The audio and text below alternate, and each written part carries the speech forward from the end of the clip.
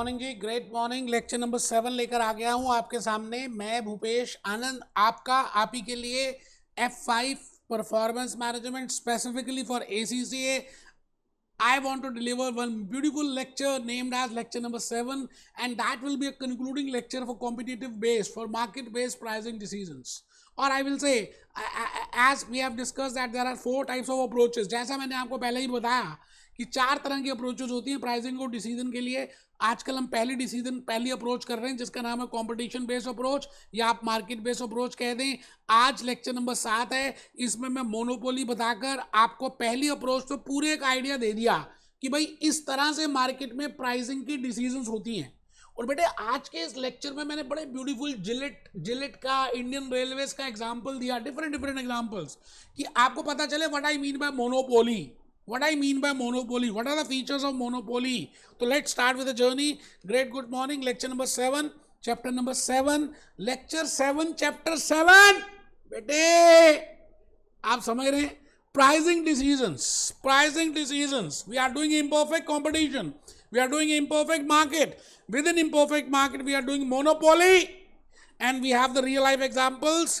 मैं भूपेश आनंद आपको बस यही कहना चाहता हूं कि आप कमर सीधी करके बैठेंगे तो लाइफ में ज़्यादा सीख पाएंगे, ज़्यादा मिल पाएगा आपको। मैं आज भी टेबल चेयर में अपने स्टडी रूम में बैठता हूं बेटे, लेट के नहीं पढ़ता, लैपटॉप से नहीं पढ़ता, बिल्कुल ढंग से। और जब मैं पढ़ रहा होता हूं तो अपना मोबाइल फ़ोन बिल्कुल स्विच ऑफ कर देता हूं, मतलब म्यूट में कर देता हूं। फिर फोकस क्या है यार, जब आप 10 जगह देख रहे हो तो आपको समझ क्या आएगा, है ना? आपको नोट डाउन करना है, कमर सीधी करके बैठना है, ध्यान से सुनना है, रियल लाइफ से जोड़ना है। अपने लिए कर रहे हो यार, आप you are doing ACCA for yourself. आपको बेनिफिट होगा, मुझे क्या बेनिफिट होना है, आपके पेरेंट्स को भी क्या इतना क्या बेनिफिट हो जाएगा, मैक्सिमम बेनिफिट आपको होने वाला है। तो आप प्लीज कमर सीधी करके बैठेंगे और बड़ी सिंपल सी बातों को समझेंगे। In the first, I think in the second और third lecture I have prepared this diagram, and when I told you कि मैंने जब बताया था कि प्राइस को डिटरमाइन करने के लिए बड़े सारे फैक्टर्स हैं जो इम्पैक्ट करते हैं।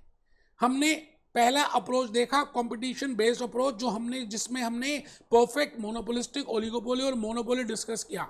तो आई थिंक अभी तक आपको ये समझ आ चुका होगा कि किस तरह से मार्केट इंपैक्ट करती है किसी भी कंपनी के, ऑर्गेनाइजेशन के गुड्स और सर्विसेज के प्राइस को। लेक्चर 7 में जैसे ही मैं कंप्लीट कर दूंगा तो लेक्चर 8 में मैं आपके साथ चलूंगा micro economics. I will be discussing with demand, बड़े प्यारे ब्यूटीफुल एग्जांपल्स लूंगा, डिमांड फंक्शन बताऊंगा, प्राइस फंक्शन बताऊंगा, मार्जिनल कॉस्ट बताऊंगा, मार्जिनल रेवेन्यू बताऊंगा, आपको एल्जेब्रिक मेथड कराऊंगा, टेबुलर मेथड कराऊंगा, बेटे बीबीबी करूंगा, कैपलन करूंगा, A to Z। आप टेंशन बिल्कुल मत लेना, मैं ज़्यादा करा दूंगा, कम कभी नहीं कराऊंगा। आप ये देख रहे हैं 7 लेक्चर्स जो लिए बेटे, अगर मैं चाहता तो 1 या 2 लेक्चर्स में कंक्लूड करता, लेकिन मुझे लगा कि मैं अगर आपके साथ 6-6, 7-7 मिनट के छोटे लेक्चर्स भी बताता तो आपको ज़्यादा बातें समझ आती हैं। आई थिंक आप मेरी बात समझ रहे हैं। तो रजिस्टर में एक बार दोबारा से लिख लें, price can be determined by these 4 factors. One is the competition, second is the micro economics, which we're going to start with the next lecture number 8, microeconomics. Third is cost based, ये भी हम start करेंगे cost based के basis पे भी, cost based approach, on the basis of that also we calculate cost plus pricing, है ना? तो उसके basis पे भी हम calculate करेंगे pricing। और the last is customer based और product based। बेटे 4 तरह की 4 approaches हैं as per Kaplan, as per BBP। मैं भूपेश आनंद आपको अभी तक फर्स्ट अप्रोच करा चुका हूँ, सेकंड भी करा दी, थर्ड भी करा दी। एक बार मैं चाहता हूं कि आप कैपलन ओपन कर लें, कैपलन ओपन करें तो आपको लॉजिकली समझ आ जाएगा कि मैं कहना क्या चाह रहा हूं। बेटे कैपलन में मोनोपोली, ये देखो जी मोनोपोली दिया हुआ है, monopoly in which there is only one seller of goods, Indian Railways, there is only one seller of goods, Gillette sensor, Gillette shaving sensor blades. मुझे ऐसा लगता है वो मोनोपोली है। मैंने एग्जांपल दिए अभी, जो मैंने वीडियो थोड़ा सा 10 मिनट का अटैच किया उसमें ये बातें बताई हैं। The seller dominates the business buyers and this. बेटे डोमिनेशन होती है। कोका कोला भी मैं कहूँगा, कोका कोला, पेप्सी को they are duopoly to some extent, if there is a monopoly तो राजा ज़्यादा, they generally they have their own rule, they have their own price। तो आज के इस लेक्चर के थ्रू मैं भूपेश आनंद आपको ये बताना चाहूँगा कि मोनोपोली है क्या, मोनोपोली के फीचर्स क्या हैं। बेटे ये इलस्ट्रेशन नंबर 1 है, आपके लिए मजाक हो गया। आप पढ़िए इलस्ट्रेशन नंबर 1 को, अभी मैं आपके सामने पढ़ के दिखाता हूँ, इलस्ट्रेशन 1 से ही आपको आइडिया लग जाएगा that which type of market it is. ऊपर लिख दिया उन्होंने मोनोपोलिस्टिक, बट आपको आई थिंक मैंने लेक्चर में स्पेसिफिकली बताया what I mean by monopolistic, what are the features of monopolistic. तो देखते हैं, there are different buyers, different brands of soap in the market today. अलग अलग ब्रांड्स हैं। इसका मतलब एक बात तो समझ आ गई, मोनोपोली तो नहीं है, मोनोपोली वैसे आपको बताया भी नहीं।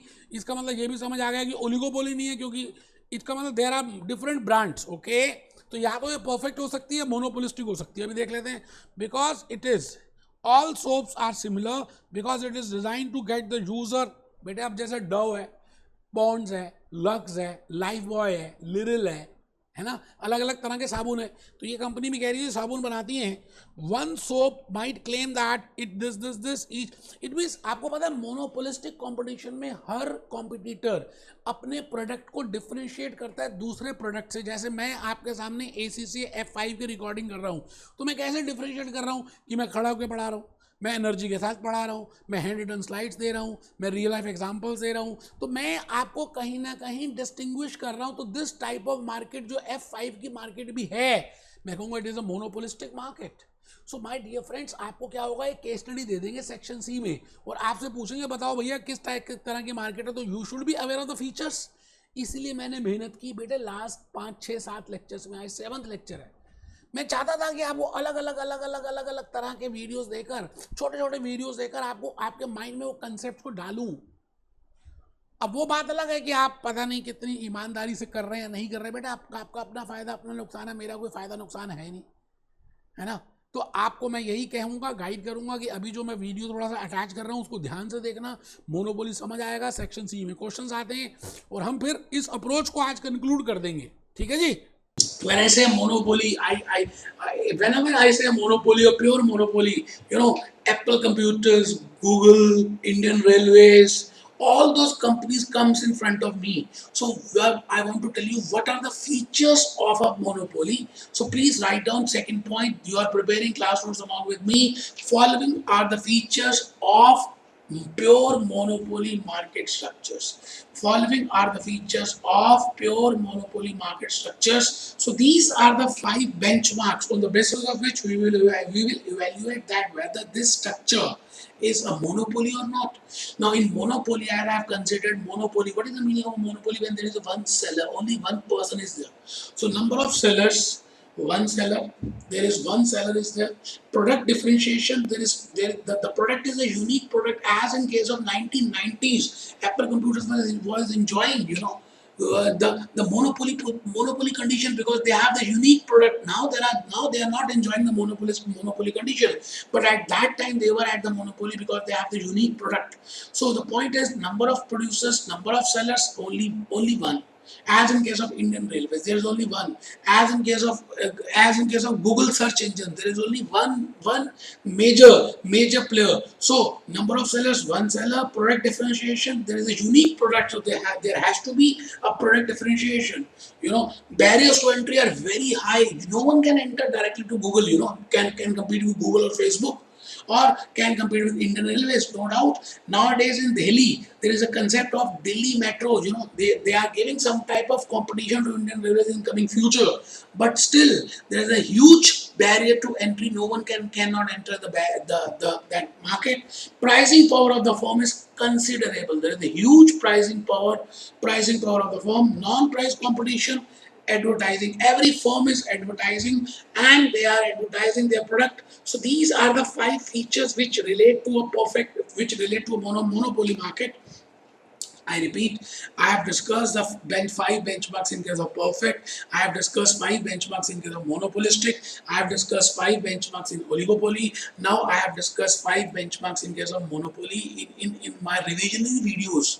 I have given the bifurcation of all these 4, but these are the 5 benchmarks on the basis of which I can say that this market is a monopoly market.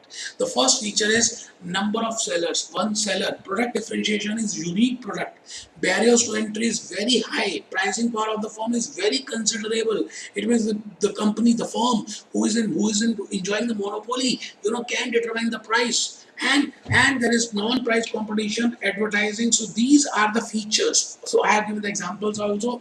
In case of Apple computers in 1990s, Apple computers were enjoying the position of monopoly market structure. But now, if I say in 2018, 19, they are not. That is not a position, because there are so many other players who have entered into that market. Indian Railways still, in India, they're enjoying a monopoly market. Google, I will say, no doubt, Facebook is coming, because Facebook has huge data, and Facebook can be, work as a search engine in coming days. Facebook may give a competition to Google, but still now, Google is enjoying a monopoly. And Gillette razors. To my mind, Gillette razor is also a monopoly, because I have not seen any razor company or any product as compared to Gillette.